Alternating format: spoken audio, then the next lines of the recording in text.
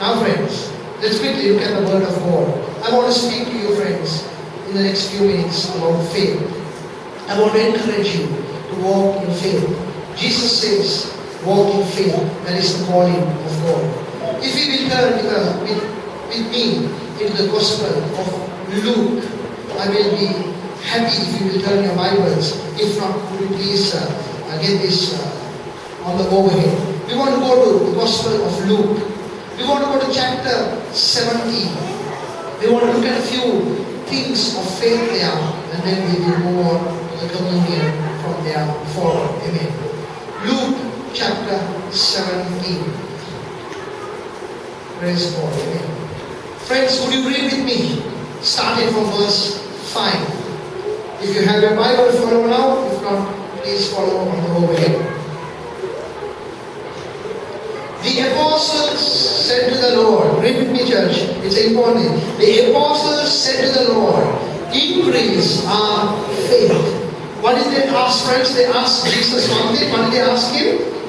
Lord, increase our faith. Now what does the word apostle mean? Do you know what the word apostle means? You read it in your Bible. Do you have any idea what the word apostle means? The apostle means the sent one. Write it down somewhere because these are important things that you must know about your Bible. The apostle means what? Just tell me, the sent one. That means someone sends them out. Today, friends, there are many apostles. Recently, there was an apostle that came to a different church with a big visiting card. Apostle so and so. And so we asked, when you asked him, so from where are you coming? What is the church that is sending you? No church sent me, brother. God sent me. Listen carefully. Be careful. If anyone comes and tells you God sent me with a big visiting card, they may have all the letters of the alphabet behind them as qualifications. Don't believe. If they don't have a place that has sent them. Today the problem is, friends, everyone does what they want. Someone gets angry with the pastor, they start a new mission. Someone doesn't agree with something, they want to do their own thing. Listen, the apostle is an important calling. Today there are many people. There is one person who we knew, he was a very humble person. Now he has got so big for his shoes, so to say, he doesn't want any of his church people to call him pastor anymore. Everyone must get up and call him apostle. I won't tell you his name now, but you must get up and call him apostle. Now who gave him this? Listen, this comes from God, it's true, but the church must recognize the calling. Everyone say five. There is a fivefold ministry in the church. Do you know that? And one of the main giftings is the gifting of the apostle. How you know an apostle? An apostle is also a church planter. The apostle prophesies. The apostle works as an evangelist. The apostle is a pastor. The apostle also preaches. So please keep this in mind. Now the apostles came and sometimes I don't pronounce, forgive me. It's a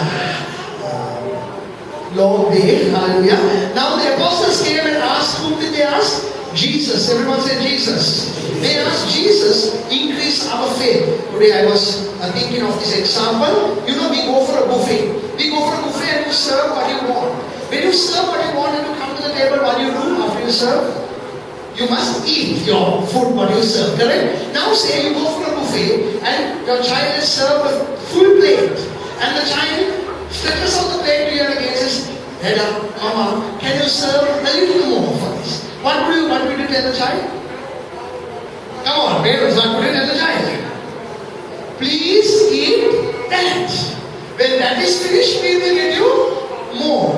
Friends, the apostles asked Jesus a thing that they already had. Everyone say already had. They had faith. Do you know that? They had faith and that was enough. But they are asking Jesus for greater faith. But the good thing about the apostles is they went to Jesus. Today people are searching for lots of things in wrong places. Today people are finding God. They are trying to find God in all the wrong places. Listen to me, friends. You need to find Jesus in His house. Hallelujah. And when you find Him in His house, you must take Him to this society. It was like a church brother who had not come for many times and long weeks, and then the pastor at the door said, "Hi brother, how are you? I never knew you were a Christian." He said, "Yes, pastor, I'm a secret agent. I'm an undercover Christian." Today, friends, that's how Christians are. They don't want to be shown. You know why? When they go out, oh, finished. There is nothing to take. So I'm telling you today, I'm asking you, the apostles had a good start. They asked Jesus, increase our faith. Now friends, read verse 6 with me. You want to look at verse 6 here. Very important. The Bible says, Jesus said, read with me, "If you have faith as small as a mustard seed, you can say to this mulberry." Now haven't we sung songs about the mulberry tree? Listen now, you can tell the mulberry tree. Now I'm going to come back to this tree. Hold on. To what? To tell, read with me. To do what? To be uprooted and planted in the sea. Church, I can't hear you. And it will obey you. Hallelujah. Now friends, as I was researching about the mulberry tree, in some of your Bibles you will see the sycamore tree. Now friends, the mulberry tree is a tree that pulls big roots. Everyone say big roots. That's not enough, friends. Big roots. Now, the mulberry tree supposedly only grows a few feet from the ground. But under, the roots are very strong. That means even if a cyclone was to come, the idea is this: you can't uproot the mulberry tree. You can break it, but you can't uproot it. Now listen very carefully. Jesus says, if you have faith as a mustard seed, you can tell that tree to be what? Is it to be broken or uprooted? To be uprooted and planted where? In the sea. Now friends, does trees grow in the sea? There are certain types of corals, but does a normal tree grow in the sea? Now what is Jesus trying to teach us? Everyone say impossible. Not enough, impossible. Jesus teaches us, if we have faith, we can believe God for the impossible. Hallelujah. The tree cannot come out. But Jesus says, if you have faith, it will be uprooted and planted in the sea. Today, friends, there are certain trees in your life that Jesus is telling you, uproot them. There are certain trees Jesus is telling you, don't let those grow anymore in your heart. Today, people are lonely because they build walls and not bridges. Today, people build bigger walls and smaller bridges. So they are lonely. I was reading about this Hollywood actress where all the men apparently loved her. And they were clamoring for her, and the state of heads also was thinking if they could get a date with her. But friends, this young lady, one fine day, she committed suicide.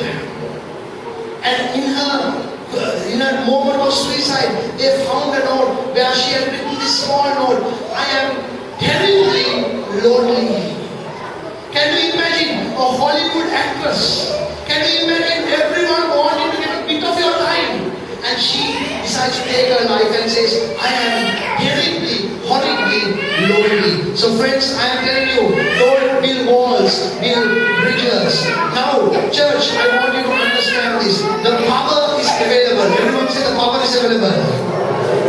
Now when Jesus said that for the tree to be uprooted and planted in the sea, what was the principle behind it? What was the principle behind it?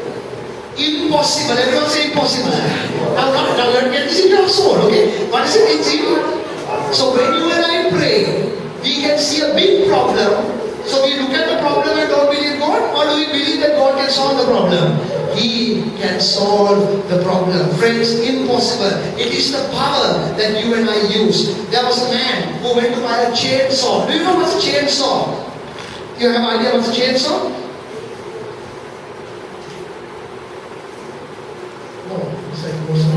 A chainsaw is, friends, it's like a powered saw where you can cut lots of trees. So the advertisement went like this: 15 trees per day can be cut by this chainsaw. So one person was so He was so happy about all his work and he thought, now my work will be easy. He bought the saw and after 3 days he came back disappointed. He came and filled the saw and the man said, what is this? You have given me, you said 15 trees? I barely cut 3 trees for the whole day with this thing. It's so heavy also. The engineer was really upset. He said, what? You left here? And he took that the cord and he pulled it. Boom, boom, boom. And I asked, what is that noise? So now friends, listen carefully. So long he had had all the power in his hand and he had been what?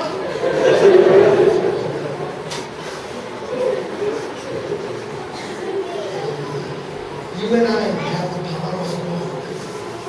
We have the word of God. We have miracles.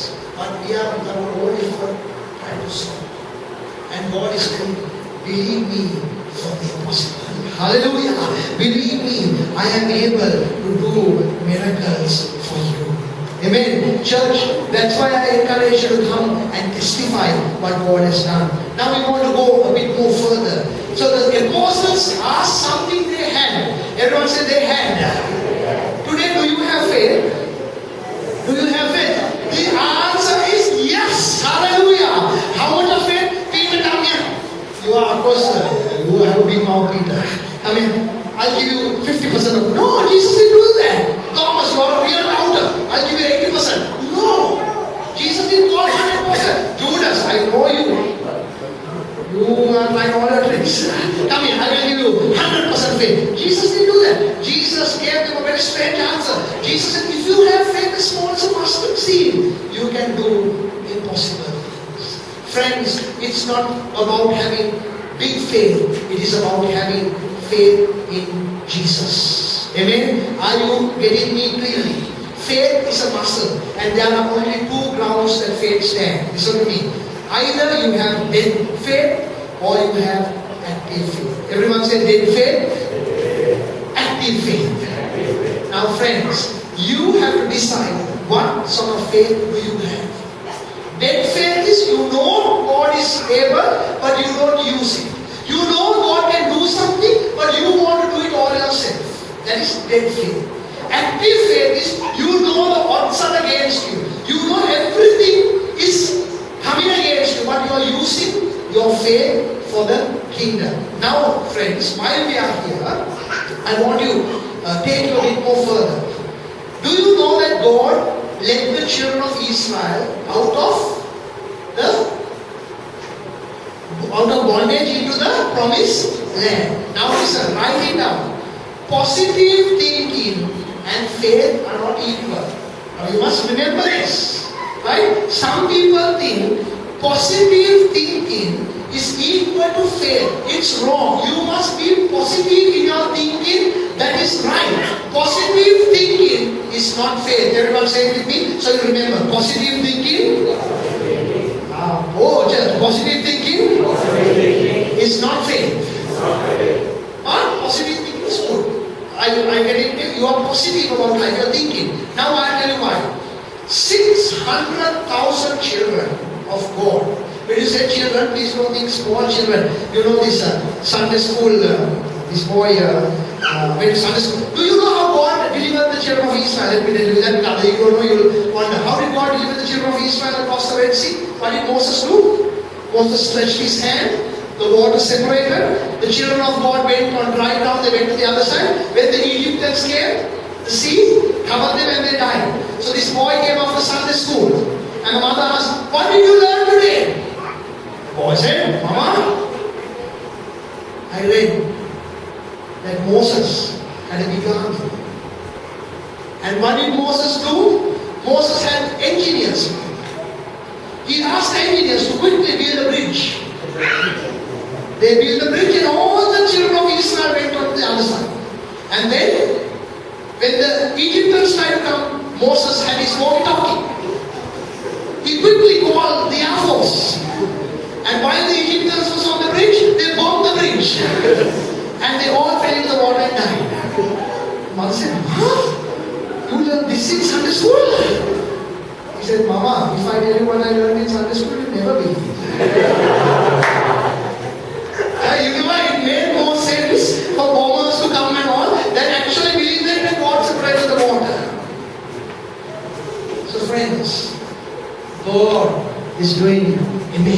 things. Hallelujah. Sometimes you might read the Bible and wonder, can this be? And my heart says yes. Hallelujah. But I think this is not real. Don't ever fall to that place. Do not ever come to that place where I think the Bible is not real. If the Bible says it, as far as I am concerned, it is real. Hallelujah. Take the word. Believe the word. Amen. Now friends, quickly, I want to tell you this thing. We have about 13 minutes. Only I have spoken to you. Short time friends, only 18 minutes. Or maybe about a little less than that. Now, I'm going to tell you one thing. Positive thinking is faith, correct? Very good. Hallelujah. Amen. Faith is not believing also. Do you know that? You can believe and not have faith. Do you know what I'm telling you? I'm going to bring you into certain scriptures before I end this. Now listen to me very carefully. When the children of Israel, I want to tell you this thought that came into my mind. When the children of Israel were going to the Red Sea, the Bible says Pharaoh's army, that means the Egyptian army, was going to kill them because they had the weapons. God's children had no weapon. So what was happening was, listen very carefully, the angel of the Lord and the cloud. Everyone say cloud. Now when you say a cloud, you must not think of a normal cloud. It was a big cloud that led the people. Right? The cloud went in front, the people followed the cloud. That was the presence of God. When they saw the cloud, they knew that God was there. Okay? Now, you must get this in your spirit. At one point, the cloud lifts, everyone say lifts, and goes behind. Now listen to me. How many children left Egypt? I don't know the number. How many children? 600,000. Is that a big number when you say people? Of course it's a massive number. Now friends, if you think of the first person in the line and the last person in the line, we are talking of kilometers away. Okay, kilometers, literally kilometers away. The cloud lifted from front and went right behind. Get this in your spirit. And what did the cloud do? God's presence, it covered the children of Israel so that the enemy couldn't see them. But those who were in front didn't know what God was doing. They would have suddenly thought, where is God? These big problems are coming, where are God left us? Listen carefully. God never leaves you. Hallelujah. When He is not in front, He is behind. Hallelujah. When you think you are sinking, He is upholding you with His mighty hand. The children of Israel did not know that God was protecting them from behind. But maybe some would have grumbled. Some would have told, I know other things. See God, how He left us when we want Him. Because they didn't know God was always behind, giving them protection. When you don't see God's hand in your life, listen to me carefully. Maybe He's behind you. Maybe you are going to face a big problem. He's covering you. Never ever think that God is not there. Are you getting church? Are you getting what I'm telling you? God is always present. Say these words. Thank you, Lord, that you are present in my life. Friends, these are important. Amen? Now, hallelujah. Turn with me in the book of James. James chapter 2. Amen. Now this is good books for you to turn in the Bible. Now some of you do not know whether there is a book of James in the Bible. Because you don't touch your Bible for any love of money, they say in English. Or you don't even know where your Bible is. Somebody else has to find it. James chapter 2. We are going to see one very important verse, okay? Verse 19, 2:19. Look with me, follow with me, James 2:19. Read there, church. You believe that there is one God. Now this is an important scripture. Maybe you have never read this before in the Bible. Good. Even demons believe that and shudder. Now read it together. You believe that there is one God. Good. Even demons believe that and shudder. Friends, we learn something about demons. What do we learn? You have just learned something about demons. What is that? They believe. Listen carefully. They believe. But demons do not have faith. So there are people who believe but don't have faith. So my Bible tells me, if you don't put your faith into action, your faith is dead. Are you getting what I'm saying? They believe that there is one God and they shudder. That's why in the name of Jesus, when you pray for people who have demons, what happens? They shake, they scream, they shout, and demons leave. Now, demons believe, but they don't have faith. Go to the next verse with me. Amen. You foolish men, and not the late church. Do you want evidence that faith without deeds is useless? Read that again. Faith without deeds is. So you can talk about anything, but if you don't have faith to believe, nothing will happen for you. Amen? Nothing will happen for you. So I am telling you, friends, today, don't only just be believers, be people who believe and who go forward in faith. Are you getting my point? Now, with this, I'm going to end all things, just line up everything together. And what we want to do is, we want to again, in a moment's time, I just want to take that chorus again, and the third one what we said, the potter's hand. But, friends, let's tie it all together. The apostles went to a saint and asked for faith. Correct? The apostles went to some religious leader and asked for faith. Correct? Who did the apostles go to? When you need something, where do you go to? Jesus. Hallelujah. Go to Jesus. Don't go anywhere else. Today in the morning I said, if you want to buy, friends, bread, do you go to a hardware? The way some of you are looking, I think you are going. You don't know. You go to a place where you get the right stuff. Why are supermarkets so popular? You can get almost everything in one place. Isn't it? The Word of God says that you need faith. So don't go looking in other places. Some people like to do reading of times. Some people like to summon spirits and bring them to those cups and make those cups shake. Those are very nice when you listen, but those are deadly things to get involved. Because it will take life out of you. Never get involved in those. The Word of God says the apostles went and they asked Jesus. Jesus gave each one special faith. Am I right? No, he called and said, you can have 20%. You know like that? What did he say? If you have faith as small as a, what can you say? What can you do? You can ask that. Now some of us think round and round a mulberry bush. But Jesus said you can tell that mulberry bush, be uprooted and planted in the, what does it mean? Impossible. Faith is believing for the impossible. I want you this month to believe God for impossible things. Amen? But remember carefully, your prayer should be in alignment with what God has. I remember I told some pray for only for themselves. So that they'll get everything. Nothing about anyone else. You won't get it, friends. Maybe you might get it, but not from God. So friends, listen carefully. You need faith. And then, I told you, believing has to pass believing and go towards what?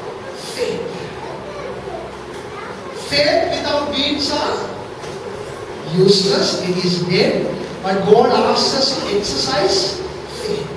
So it is not about the amount of faith. It is about the person who has faith. Jesus said if it was a mustard seed, it's enough. Now church, I'm encouraging you. Will you believe God? You remember the chainsaw? All the power was there, but he never started.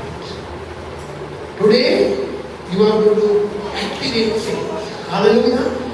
When you see someone sick, you know what I'm going to do. What I'm going to do? Pray for them. Hallelujah. In the name of Jesus, get healed. And I'm telling you, when someone gets healed, you will be on top of the moon. There's no feeling like that. When you see someone who doesn't know Jesus, you're going to tell them, you need Jesus. And if they say,